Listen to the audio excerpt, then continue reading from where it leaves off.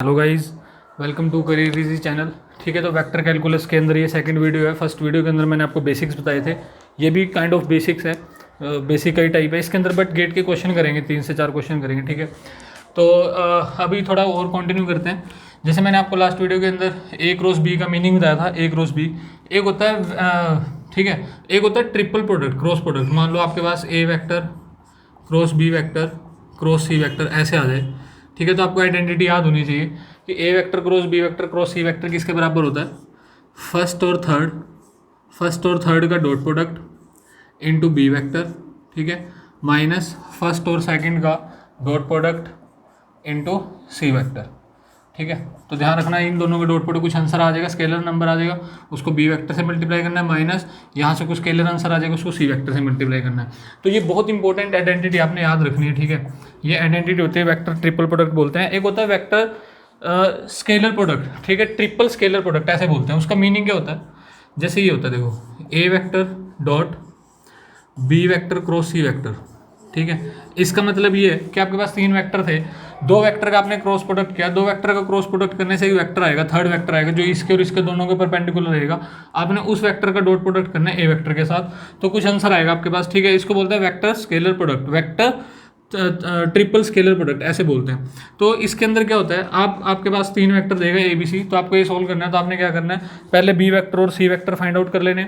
B vector C vector को find out करने के बाद जो वेक्टर आएगा उसको ए वेक्टर के साथ डॉट प्रोडक्ट कर दोगे, तो आपको पता है फाइनली एक आंसर आने वाला है। ठीक है, तो हम क्या करेंगे, एक तो मेथड ये है कि आपको बी वेक्टर सी वेक्टर देगा, उनको डॉट प्रोडक्ट करो, सॉरी क्रॉस करो, कुछ आंसर आएगा उसको ए के साथ डॉट प्रोडक्ट कर दो, कुछ आंसर आ जाएगा। दूसरी ट्रिक क्या होती है, आपने क्या करना है, इसको डायरेक्ट सॉल्व कर सकते हैं। कैसे, आपने क्या करना है, ए वेक्टर सपोज आपके पास क्या है, A1 आई कैप प्लस A2 जे कैप प्लस A3 के कैप, सपोज ऐसे है। ठीक है, ऐसे है, ऐसे B1। तो आप क्या कर सकते हो, इसको ट्रिपल प्रोडक्ट को ना डायरेक्टली सोल्व कर सकते हो। कैसे, देखो ऐसे लिखो A1 A2 A3, ठीक है, यहाँ पे लिखो B1 B2 B3 और C1 C2 C3 ऐसे लिखो।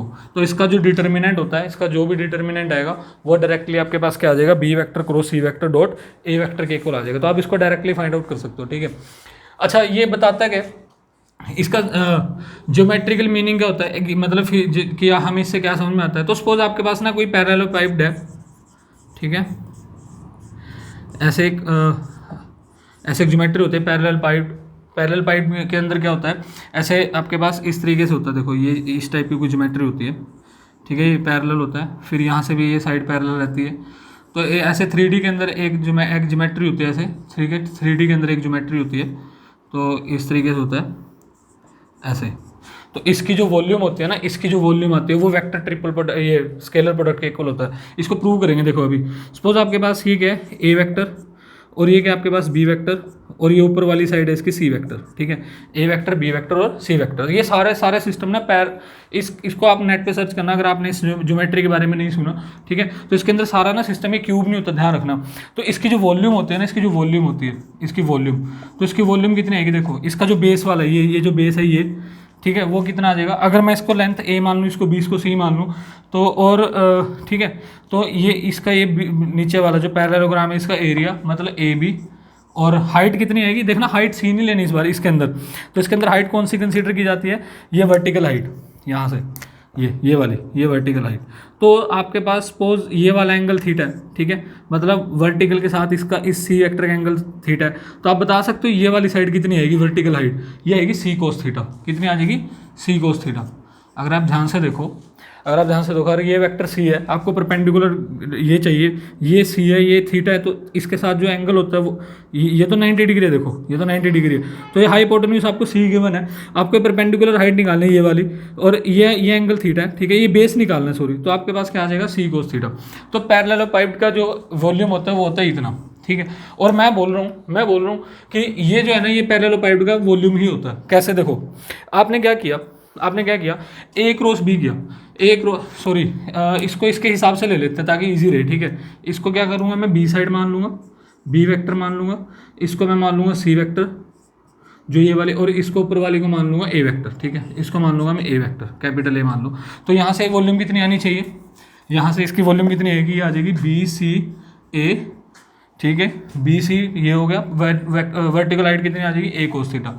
अब मैं आपको बोलना चाह रहा हूँ कि जो ट्रिपल स्केलर प्रोडक्ट होता है ना, ये इसकी वॉल्यूम के बराबर ही होता है। कैसे होता है देखो, आपने क्या, ये तो यहाँ से हमें ज्योमेट्री से समझ में आ गई इतना होता है। अब इसको प्रूव करेंगे कि ये वैल्यू भी इसके बराबर है। कैसे आएगी देखो, आपने निकाला बी क्रॉस सी, तो आपको पता है बी क्रॉस सी करते ही जो वेक्टर आएगा थर्ड वेक्टर, वो बी और सी दोनों के परपेंडिकुलर आएगा। तो कहीं यहाँ पे आएगा ऐसे, कहीं यहाँ पे आएगा ना, देखो जो इस प्लेन के परपेंडिकुलर रहेगा, समझ रहे हो, ये जो पैरेलल प्लेन है नीचे वाला, इसके परपेंडिकुलर ये वाला वेक्टर मान लिया मैंने, इसको नाम दे देते हैं कुछ एम वेक्टर, इसको नाम दे दिया एम वेक्टर। इस एम वेक्टर का आपने क्या करना है, इसके साथ डॉट प्रोडक्ट करना है। अब एक चीज़ नोटिस करो, अगर ये वर्टिकल एंगल, ये वाला एंगल थीटा है, तो ये एंगल भी कितना आएगा, थीटा। समझ रहे हो, देखो ये पैरेलल, ये और ये पैरेलल है ना, तो अगर मैं ये एंगल पहले थीटा मान चुका हूँ, तो ये एंगल भी कितना आएगा, थीटा आएगा। इसका मतलब, और हमें पता है इनका डॉट प्रोडक्ट किसके इक्वल होता है, ये आ जाएगा M into A into cos of theta. ठीक है, और हमें पता है इस ये देखो, ये जो वेक्टर था, ठीक है, आपको एम यहाँ से क्या, ये डॉट, देखो मैंने क्या किया, बी क्रॉस सी किया, तो मेरे पास एम वेक्टर आया, उसके साथ मुझे ए का डॉट प्रोडक्ट करना है, तो ये आ गया। अब एम क्या था, एम, देखो मैंने क्या किया, यहाँ पे एम वेक्टर की वैल्यू कितनी है, बी क्रॉस सी। अगर मैं मैग्नीट्यूड वाइज देखूंगा, तो बी क्रॉस सी का मैग्नीट्यूड आपको बताइए क्या होता है, बी, ये एम जो था ये क्या था, B vector cross C vector था ना। अगर मैं इसके मैग्नीट्यूड की बात करूँगा, क्योंकि यहाँ पे एम का मैग्नीट्यूड, ए का मैग्नीट्यूड ऐसे होता है ना, डॉट प्रोडक्ट, इसका और इसका डॉट प्रोडक्ट क्या है, इसका मैग्नीट्यूड इंटू कॉस थीटा। तो एम वेक्टर था क्या, ये था, इसका मैग्नीट्यूड ही आ गया। आपको पता है बी क्रॉस सी पैरेललोग्राम का एरिया होता है, मैंने आपको लास्ट वीडियो के अंदर बताया था कि क्या क्रॉस प्रोडक्ट का ज्योमेट्री का मीनिंग क्या होता है, तो वो बताया था मैंने, एरिया। तो यहाँ से आपके पास ये एरिया आ जाएगा, ठीक है, ये एरिया आ गया पैरेललोग्राम का, मतलब एरिया कितना आ जाएगा, B into C into A into cos theta. तो आप देख रहे हो वेक्टर ट्रिपल स्केलर प्रोडक्ट जो है ये वॉल्यूम को रिप्रेजेंट करता है, ठीक है, पैरेललोपाइड के वॉल्यूम को रिप्रेजेंट करता है। एक आपके पास कई बार वो क्वेश्चन पूछेगा, what is the volume of tetrahedron, ठीक है, तो ध्यान रखना टेट्राहेड्रॉन की जो वॉल्यूम होती है, जो आपके पास टेट्राहेड्रॉन की वॉल्यूम है, वो 1/6 होती है वॉल्यूम ऑफ पैरेललोपाइड। पैरेलल पाइप की जो वॉल्यूम होती है ना, उसका 1/6 होता है आपके पास टेट्राहेड्रन की वॉल्यूम। तो आपने ध्यान देना है कि कभी आपको टेट्राहेड्रन की वॉल्यूम पूछता है, तो आपने क्या करना है, पैरेलल पाइप की वॉल्यूम निकाल के उसको 1/6 कर देना है, ठीक है। और उसकी वॉल्यूम कैसे निकालोगे, ऐसे 3 वेक्टर दे रखेंगे, उनको पुट कर देना, ठीक है, उनको पुट कर देना इसके अंदर, तो आपके पास उसका वो बन जाएगा डिटर्मिनेंट जो भी आएगा, तो आपके पास उसकी वॉल्यूम आ जाएगी, ठीक है। तो ये आपके पास थ्योरी अवेलेबल थी। अभी हम करेंगे गेट के प्रीवियस ईयर क्वेश्चन, ठीक है। ठीक है, जो आपके पास क्वेश्चन है गेट सिविल इंजीनियरिंग का क्वेश्चन है 2 मार्क्स का। क्वेश्चन ये है कि A vector dot B vector के मैग्नीट्यूड का स्क्वायर इनमें से किसके इक्वल है। ये ऑप्शन ए है, ये ऑप्शन बी, ये ऑप्शन सी और ये ऑप्शन डी। पहले आप अपना जितना भी बेसिक है, अपना जितने भी फॉर्मूले मैंने आपको बताए वेक्टर के अंदर, वो अप्लाई करके या फिर आपका खुद का एप्टीट्यूड लगा के देखो, ठीक है, आपने आंसर निकालना है। तो इनमें से एक ऑप्शन आएगी, पहले खुद करके देखना, उसके बाद आप सोल्यूशन देखना। देखो कैसे करेंगे इसको। अब देखो एक चीज़ नोटिस करो कि अगर मैं ए वेक्टर डॉट ए वेक्टर लिखता हूँ, तो क्या मैं लिख सकता हूँ, ए वेक्टर का मैग्नीट्यूड इंटू ए वेक्टर का मैग्नीट्यूड इंटू कोस 0, क्योंकि ए वेक्टर और ए वेक्टर के बीच में कितना एंगल होएगा 0, तो ये बन जाएगा मोड ऑफ ए वेक्टर का स्क्वायर। ये चीज़ समझ में आ रही है। तो मैं क्या लिख सकता हूँ, ए वेक्टर डॉट ए वेक्टर को मोड ऑफ ए वेक्टर का स्क्वायर लिख सकता हूँ। एक चीज़ ये हमें समझ में आती है, ठीक है। तो यहाँ से अगर इधर देखो, ये अगर मैं इसको सी वेक्टर मान लेता हूँ, अगर मैं ए क्रॉस बी को सी वेक्टर मान लेता हूँ, तो क्या मैं सी वेक्टर के मैग्नीट्यूड के स्क्वायर को सी वेक्टर डॉट सी वेक्टर लिख सकता हूँ कि नहीं। बिल्कुल लिख सकते हैं, सी वेक्टर डॉट सी वेक्टर, ठीक है। तो अभी यहाँ पे प्रूव किया मैंने, ए वेक्टर डॉट ए वेक्टर क्या होता है, मोड ए का स्क्वायर। तो सी वेक्टर डॉट सी, तो इसका मतलब हमें इसकी वैल्यू बतानी, तो मैं क्या करूँगा, सी की वैल्यू पुट कर दूँगा यहाँ पे। सी की वैल्यू क्या आएगी, ये एक काम करते हैं, देखो सी वेक्टर कैसे लिखता हूँ, एक को एज इट इज रखता हूँ, ए वेक्टर को एज इट इज रख लेता हूँ, एक को ओपन कर देता हूँ, क्या मान लूँगा, ए वेक्टर क्रॉस बी वेक्टर। अब आपको क्या नज़र आ रहा है, देखो ये हमें क्लियरली नज़र आ रहा है क्या, ये बन जाएगा यहाँ से वेक्टर, ये बन जाएगा वेक्टर ट्रिपल स्केलर प्रोडक्ट, ठीक है, वेक्टर ट्रिपल स्केलर प्रोडक्ट। तो फिर यहाँ से क्या करेंगे इसको, तो मैं यहाँ से इसको ऐसे लिख सकता हूँ, देखो अगर आपने ए क्रॉस बी की वैल्यू लिखी, एक सेकेंड, ठीक है, तो हमारे पास एक प्रॉपर्टी होती है, मैं आपको बताना भूल गया क्या, कि A vector dot B vector cross C vector, ये स्केलर प्रोडक्ट है ना, इसको ना ऐसे लिखते हैं हम लोग ए बी सी। कभी आप नोटेशन देखोगे ना, अगर कभी ऐसा नोटेशन मिल गया ना, इसका मतलब है आपके पास बी क्रॉस सी के साथ डॉट प्रोडक्ट। लेकिन है ना ऐसे भी आप इसको ऐसे लिख सकते हो, ए क्रॉस बी, मतलब जैसे ए बी सी है ना, आप इसको ऐसे लिख सकते हो, A vector dot B vector cross C vector.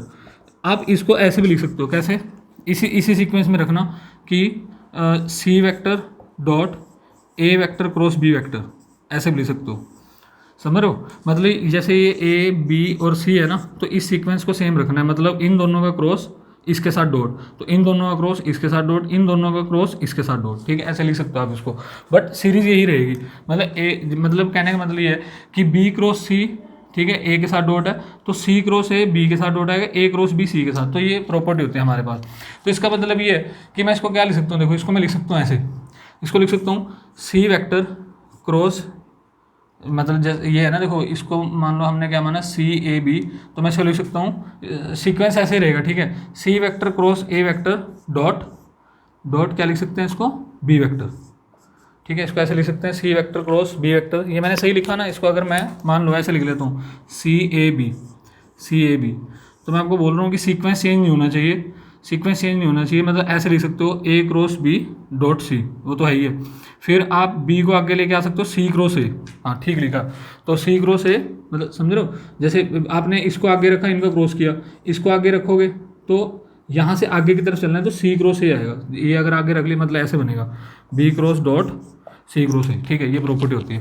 तो इसका मतलब ये हुआ, इसका मतलब ये हुआ कि यहाँ से सी वेक्टर क्या वैल्यू पुट कर दो सर, सी वेक्टर की वैल्यू क्या थी एक्चुअल में, ठीक है, तो यहाँ से मैं लिख देता हूँ B vector dot C vector की वैल्यू कितनी थी, वो थी A cross B, A vector cross B vector, देखो सी को मैंने माना A cross B cross A, तो यहाँ पे ट्रिपल प्रोडक्ट की प्रॉपर्टी लगाओ, तो क्या बनेगा बताओ, फर्स्ट और थर्ड का डॉट प्रोडक्ट, फर्स्ट और थर्ड का डॉट प्रोडक्ट इनटू सेकंड वाला वेक्टर, ठीक है, प्लस सॉरी माइनस फर्स्ट और सेकंड का डॉट प्रोडक्ट इनटू थर्ड वाला वेक्टर, ठीक है, अभी थोड़ी देर पहले ये पढ़ चुके हैं। अच्छा उसके बाद क्या करेंगे, यहाँ से देखो ये क्या बना इधर से बी वेक्टर इंटू, ये देखना ये क्या बन जाएगा, मोड ऑफ ए वेक्टर का square into B vector minus minus ये कितना बन गया, ये बन गया आपके पास A vector dot B vector into A vector, ठीक है, ये तो कुछ नंबर आएगा ना, स्केलर आएगा, वेक्टर आएगा, ये दिख रहा है बोर्ड के अंदर, क्लियर नजर है, ठीक है, हाँ आ रहा है नजर, इज इक्वल टू अब बी वेक्टर को अंदर मल्टीप्लाई करो, तो देखो बी वेक्टर को जब इसके साथ डॉट प्रोडक्ट, ये तो स्केलर नंबर है, ये बी वेक्टर को करोगे तो क्या बनेगा, मोड ए का स्क्वायर इंटू मोड बी का स्क्वायर, जब आप इसके करोगे इसके साथ ए वेक्टर डॉट बी वेक्टर, देखो A vector dot B vector पहले से था, एक आपने यहाँ पे ले दिया ए वेक्टर डॉट बी वेक्टर, तो क्या बन जाएगा माइनस ए वेक्टर डॉट बी वेक्टर का स्क्वायर, ऐसे समझ रहे हो, A vector dot B vector क्या बन जाएगा, स्क्वायर बन जाएगा। तो इनके अंदर से कोई ऑप्शन मैच कर रही है आपके पास, ठीक है, तो आपके पास ये वाली ऑप्शन ए ऑप्शन जो है ये मैच करके, ठीक है, ये बहुत अच्छा क्वेश्चन था, इवन इसका सोल्यूशन जो था वो नहीं दे रखा था किसी बुक के अंदर, जो प्रीवियस ईयर सॉल्व बुक्स हैं हमारे पास उनके अंदर सोल्यूशन नहीं गिवन था, ठीक है, तो इस तरीके से आपने इसको सॉल्व करना है। तो ये पहला क्वेश्चन था, अब ये क्वेश्चन और करेंगे एक या दो, ठीक है, तो आपके पास गेट का नेक्स्ट क्वेश्चन है, ये इलेक्ट्रिकल इंजीनियरिंग का क्वेश्चन है, ठीक है, इलेक्ट्रिकल इंजीनियरिंग का क्वेश्चन है। क्वेश्चन ये कहता है टू वेक्टर, एक वेक्टर ऐसे दे रखा है, अब देखो मैंने ये बॉक्स में इसका मतलब ये नहीं ट्रिपल स्केलर प्रोडक्ट है, क्योंकि उसने बोला नहीं है कि वो मेंशन करेगा, आपको बॉक्स में रख के मेंशन करेगा कि ट्रिपल स्केलर प्रोडक्ट को रिप्रेजेंट कर रहा है। अब इसने बोला two vector, vector 1 vector 2 are, इनमें से आपको बताना है कौन सा ऑप्शन सही है, और उसने ए के बारे में बताया कि ए की वैल्यू ये। अब इस ए को ध्यान से देखो, आपको ये पता होना चाहिए कि ए की जो ये वैल्यू, चलो अभी ए फिलहाल के लिए इसको रखते हैं ऐसे ही, ठीक है, तो देखो कभी भी आपको पहले इनका मीनिंग पता होना चाहिए। ऑर्थो नॉर्मल का क्या, पहले मैं ऑर्थोगोनल का मीनिंग बताता हूँ। ऑर्थोगोनल का मीनिंग होता है कि दोनों के बीच में जो थीटा है, दोनों के बीच में एंगल है ए, ठीक है, ए और बीच के बीच का जो एंगल है वो एंगल आएगा आपके पास, थीटा आएगा 90 डिग्री। तो जब दो वेक्टर 90 डिग्री पे होता है उनको बोलते हैं ऑर्थोगोनल वेक्टर, ठीक है। तो ये तो हो गया ऑर्थोगोनल के बारे में। ऑर्थो नॉर्मल क्या होता है, ऑर्थो नॉर्मल के अंदर होता है ए और बी के बीच का जो एंगल है ना, वो एंगल थीटा वो 90 डिग्री तो होता ही है, उसके साथ साथ प्लस उसके साथ एक कंडीशन और होती है कि मोड ऑफ ए वेक्टर और मोड ऑफ बी वेक्टर इनकी वैल्यू भी 1 होनी चाहिए दोनों की। ऑर्थो नॉर्मल मतलब उनका जो मैग्नीट्यूड है वो भी यूनिटी होना चाहिए और परपेंडिकुलर भी होने चाहिए। जैसे आई कैप और जे कैप है, आई कैप और जे कैप, देखो इनका डॉट प्रोडक्ट करो 0 और इनका खुद का मैग्नीट्यूड 1, तो ये ऑर्थो नॉर्मल है। तो ऑर्थो नॉर्मल का मीनिंग समझ में है। ऑर्थोगोनल पैरेलल आपको पता है कि दोनों के बीच में एंगल 0 डिग्री है। कोलिनियर होता है, कोलिनियर भी एक यही कह सकते हो आपकी पैरेलल ही है कि जैसे मतलब एक वेक्टर यहाँ से स्टार्ट हुआ, दूसरा वेक्टर फिर यहीं से स्टार्ट होगा, ठीक है, कोलिनियर। तो पहले तो आपको मीनिंग क्लियर होना चाहिए। तो सबसे पहले जब भी अब देखो एट द एंड गेम किसकी एंगल की है, तो आप एक काम करो वेक्टर के बीच का एंगल निकालने की कोशिश करो, ठीक है। तो अगर मैं इन दोनों के वेक्टर के बीच का एंगल निकालना चाहूँ तो मैं क्या करूँगा, पहले वेक्टर लिखूंगा। तो यहाँ से ए वेक्टर किसके बराबर आ जाएगा, ए वेक्टर आ जाएगा आई कैप, देखो ए वेक्टर आ जाएगा आई कैप प्लस जे कैप प्लस के कैप, और बी वेक्टर आ जाएगा आपके पास आई कैप प्लस ए जे कैप प्लस ए स्क्वायर के कैप। तो दोनों के बीच में एंगल निकालने के लिए क्या करोगे, डॉट प्रोडक्ट कर दोगे, तो यहाँ से लिखोगे ए वेक्टर डॉट बी वेक्टर कितना आ जाएगा, देखो 1 प्लस ए स्क्वायर। अब आपको क्या है, देखो ए और ए की वैल्यू आपको गिवन है। अब यहाँ पे खास बात है, इसको आप ध्यान से देखो, इस नंबर की ना आपको पहचान होनी चाहिए। इसको बोलते हैं क्यूब रूट ऑफ यूनिटी, ठीक है। क्यूब रूट, अगर आपने x cube is equal to 1, x cube is equal to 1 को कभी सोल्व किया हो ना, तो आपने इसके 3 सोल्यूशन देखे। कई लोग इसका आंसर 1 1 1 कर देंगे, अरे इसका आंसर 1 1 1 नहीं आएगा, ध्यान रखना। X cube is equal to 1 का आंसर 1 1 नहीं आएगा। इसके 3 आंसर आएंगे क्या, एक तो आएगा 1, एक आएगा ये -1/2 प्लस जे √3/2, और एक आंसर आएगा -1/2 माइनस जे √3/2, ठीक है। तो हमने इनको ऐसे लिख लिया था 1, इसको नाम दे दिया था ओमेगा, और अगर आप इसका स्क्वायर करोगे तो दूसरा नंबर आ जाएगा ओमेगा स्क्वायर। इनको क्यूब रूट ऑफ यूनिटी बोलते हैं। तो बस उसने ओमेगा की जगह ना ए यूज़ कर लिया। और हमारे पास खास कंडीशन क्या होती है, अगर आप इन तीनों का सम करते हो, सम ऑफ रूट्स, इन तीनों का अगर सम करोगे तो कंडीशन होती है 1 plus omega square is equal to 0 होता है क्यूब रूट ऑफ यूनिटी के अंदर, ठीक है। तो अगर ये 0 है तो यहाँ पे ये सेम ही चीज़ है, तो ये कितना आ गया 0। अब देखो A vector dot B vector कितना आ गया 0। इसका मतलब दो बातें, या तो वो ऑर्थोनॉर्मल है या फिर वो ऑर्थोगोनल है। अब क्वेश्चन ये कि अगर वो ऑर्थोनॉर्मल है तो इसका मैग्नीट्यूड, ए वेक्टर का मैग्नीट्यूड 1 आना चाहिए, तो 1 थोड़ी आ रहा है। देखो 1 का स्क्वायर प्लस 1 का स्क्वायर प्लस 1 का स्क्वायर, इसका मैग्नीट्यूड कितना आ जाएगा, इसका मैग्नीट्यूड आएगा √3। तो इसका मतलब आपके पास ऑप्शन क्या बची, फिर ये तो कैंसिल होगी, तो आपके पास ऑप्शन बच गई ऑर्थोगोनल, ठीक है। तो ये क्लियर है ना आपको कि 1 plus omega square is equal to 0 कैसे है, ठीक है। अगर आप इनको ऐड करोगे सभी को तो आप देखोगे 0 बन जाएगा। तो ठीक है, ये वेक्टर का बहुत बेसिक चीज़ था, बहुत बेसिक चीज़ें थी, ठीक है। बट क्वेश्चन आते हैं गेट के अंदर तो हमें सारा कुछ डिस्कस करना जरूरी है, क्योंकि हर बच्चे का लेवल अच्छा नहीं है, कई लोग बिल्कुल स्टार्टिंग से चल रहे हैं, ठीक है। तो मेरी कोशिश ये है कि सभी को समझ आना जरूरी है। अब पॉइंट ये है कि अभी जो नेक्स्ट लेक्चर रहेगा आप इसको पहले अच्छे से कवर कर लेना, वेक्टर बेसिक्स को। नेक्स्ट जो 3 या 4 लेक्चर वेक्टर के ऊपर ही रहेंगे, बट उनमें आपको क्लास क्वेश्चन मिलेंगे, सारे के सारे क्लास कॉन्सेप्ट रहेंगे, और इससे हल्का सा लेवल ऊपर रहेगा, ठीक है। बट वो इतना इंपॉर्टेंट पार्ट है कि वो आपको EMFT में भी हेल्प करेगा, मतलब थ्रू आउट द इंजीनियरिंग काम करेगा आपके, ठीक है। बहुत इंपॉर्टेंट पार्ट है वेक्टर का, ठीक है। थैंक यू, और लाइक कर देना वीडियो को, and please subscribe the channel अगर आपने नहीं किया अभी तक, और शेयर कर देना जितना ज़्यादा हो सकता है, ठीक है। Thank you very much.